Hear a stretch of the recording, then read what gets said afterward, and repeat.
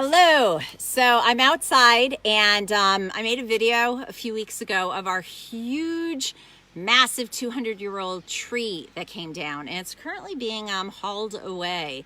So if this gets way too loud out here as they're cutting up the different parts of the tree, I'll move inside. But hopefully this will work. And this week's Torah portion talks about Challah, which most people know exactly what that is. It's actually very funny because we live in rural Vermont. There is no kosher food virtually in the entire state. And yet you can go into just about any market, and if you go to the bakery section, there's challah. It's braided. It is, that yummy, delicious, however it's made, if it's water challah or egg challah. And it exists just everywhere. Everybody seems to know what it is. It's the one food I make that everybody who comes over goes, oh, I love challah. And it's actually, not only is it in this week's Torah portion of Shelach that talks about the commandment of challah, but the verse itself, which is the verse specifically in the entire Torah that talks about taking this portion of the dough and setting it aside, and that is challah, that verse has exactly 43 letters in it, which is the numerical equivalent of the word challah. So we have challah letters in the verse in the entire Torah that talks about the commandment of challah, which is a pretty cool thing. And what's interesting is we think about challah and we call challah the bread that we eat, and yet that's not actually what it is. Challah specifically, the bread that we separate. It's the bread we don't eat. It is the piece of our dough that we take apart, that we set aside, that in the times of the temple would have been given. And it is like this sacred, holy acknowledgement that specifically takes place during the process of making the challah. So before you know how it comes out, and before you know if it's going to be delicious or if it's going to flop or if it's going to, rise too much in your oven, your gratitude, which you're expressing through the taking of this dough, is done mid-process.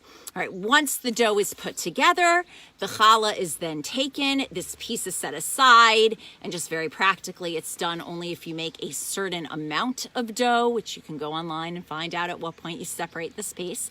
But the actual commandment of challah, and it's considered one of the three foundational commandments, mitzvot of the Jewish woman, that this challah is then separated and taken. And we take this piece of dough, we say the blessing on the challah, lahafrish challah, to separate this challah, and then it's held up, and we say Harei zu challah, like this is that piece of challah. And that, even though we refer to all of the bread that we eat as challah, it's actually that piece, that acknowledgement, that gratitude that is both stated, verbalized, because I'm going to talk about how this week's Torah portion relates to speech, right? There's actually a lot to do with speech, and I very specifically decided to focus on challah, and there goes the tree going down. So I hope you can still hear me. But it's that acknowledgement that is verbalized, that is stated. This is the challah that is given. And just for a second to show the counterpart of that, it's actually also in this week's Torah portion that we learn of negative speech with the spies and what happens when you say something or misrepresent something and all the negativity that can come from that as well. But that's the speech. I've been focused on speech the last number of weeks, and now we're focused on challah. But I just want to really make that point that there's something so beautiful that, even colloquially, we refer to our bread, right? Even dough, that they both represent money, right? Where's the bread? Give me the dough, right? Like those are terms that we use to represent our financial means, our financial success, materiality.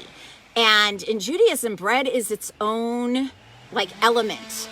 There are blessings, we say, on all of the food that we eat, but for bread, it's separate. We wash for it. It has its own way of being acknowledged. It's considered like the foundational food. We even talk about like bread and water as like poor man's food, like that's our essential foundational food.